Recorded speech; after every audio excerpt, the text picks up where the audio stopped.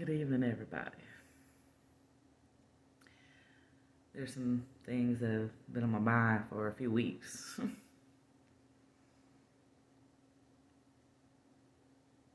Mulling it over, thinking about it. And thinking about it, I remember paradox. Two opposing viewpoints being equally true. That can be a challenge sometimes.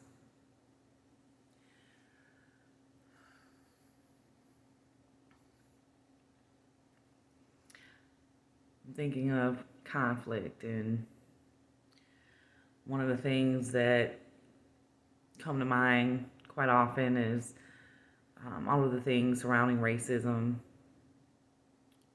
oppressed people. Oppression shows up in many ways. And I'm looking at that fine line between being the oppressed and becoming an oppressor. Most oppressors have been oppressed at some point in their past. They are hurting people. They are passing on the pain that they have been made to feel. You see this in abuse dynamics. You won't find too many abusers who don't have a history of abuse.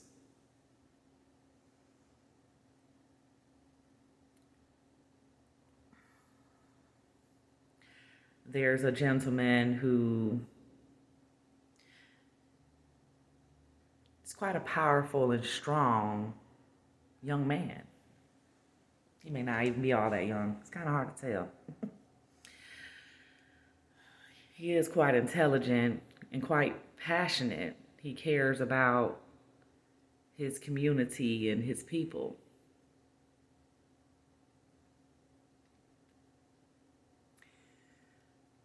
The way in which he addresses non-allies, sometimes it seems a little harsh. But I understand there are some people that don't understand anything else. They haven't learned another way to communicate, and gentleness is not something they respect, understand. They see it as a weakness and not a strength. I've been mocked for being too sensitive. Now, this is family members, primarily, not only, but primarily. They see my softness and forgiveness and gentleness as a weakness. That trauma background, it wasn't safe. It wasn't seen as safe to be gentle-hearted and gentle-natured. They lived in an environment and they didn't allow that to survive. Hurt people hurting people.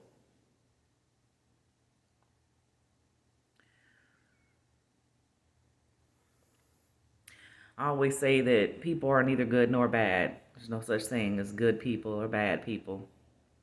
People are people. It's their actions their habitual actions that we deem to be good or bad. But a person is just a person.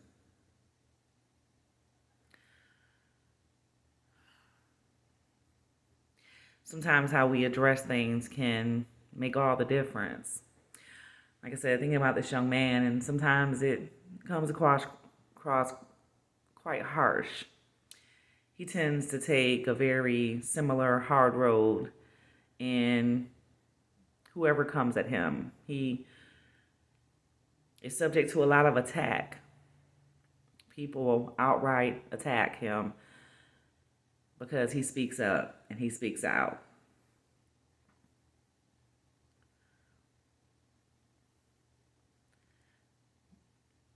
The defensiveness that he sometimes holds, and you understand that it's a trauma response. He's telling you the pain that he feels and the pain of his people, and you can't help but understand if you've ever experienced that and have any type of empathy. you understand the hurt that he's talking about.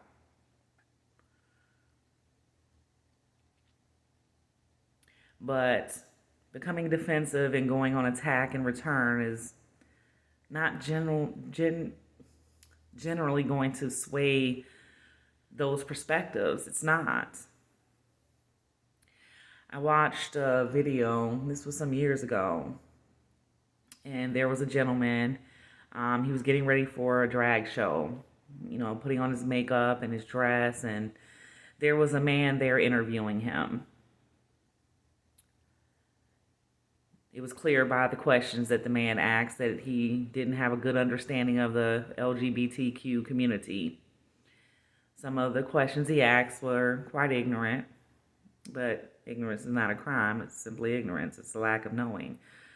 There's areas in which we all have some ignorance. Some of them were mocking the questions. But the gentleman who was preparing for his drag show and putting on his makeup and getting dressed, not a single time did he ever answer the question as if it wasn't a genuine question seeking education and knowledge. He answered every question calmly, patiently, and confidently. Even when the questions were clearly mocking, he did not answer in kind or become defensive. He answered the question as if it was a genuine question and seek in search of understanding. He treated every question that way. I watched that interviewer's whole demeanor change during the course of this interview. I realized in watching his demeanor change that some of the mocking questions, it wasn't because he genuinely wanted to mock. He didn't understand and he wasn't comfortable in the questions that he was asking. He wasn't really comfortable. And he was using misplaced humor to navigate that space.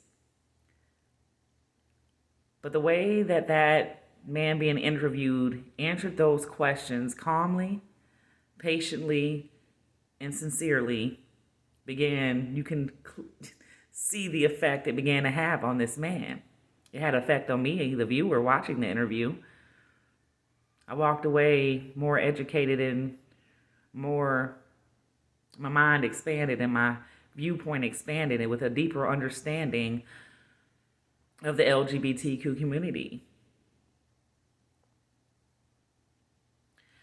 And even though I'm open and accepting, that doesn't mean I always understand.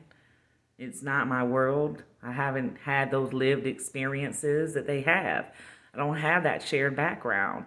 And so when people genuinely share, he simply chose to educate, and he did it gently and kindly and honestly. I learned something in that moment. I learned the way that you could turn someone who was ignorant into an ally without defensiveness, without attack. It was a very powerful thing to witness. Sometimes we're not able to do that. If our pain is so deep, sometimes we're triggered and we're reacting. Not responding, but reacting. Response is a very different energy and can be quite more powerful. I've just been thinking about it because, like I said, there's a fine line, I think, between being an oppressed person and becoming an oppressor. Hurt people. And what would it serve an oppressed populace to rise up and then become the oppressor? How are you different from the people that were oppressing you? How are you different? What makes you somehow better?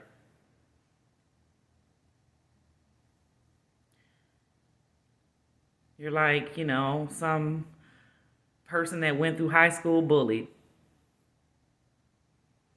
become a cop, and now you abuse your power because for so long you were the abused. And now given the slightest bit of power, you become the abuser, and you don't even see that you've become the very thing you hate. The very thing you spoke up against, the very thing that you disdained, you have become.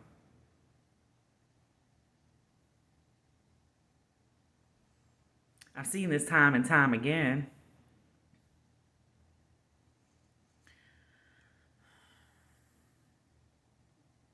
Like I said, abusers, these were people who were abused.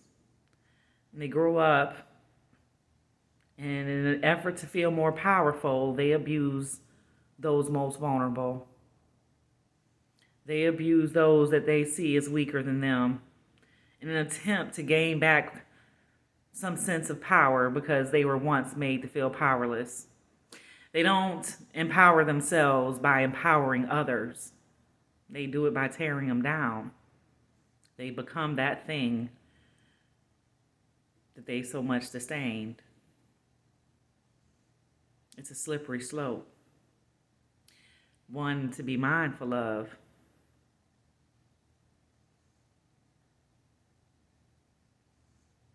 I've asked this question before in another platform, so I ask it here. What would happen if, when someone was wrong, we educated them instead of belittling them? I wonder what would happen.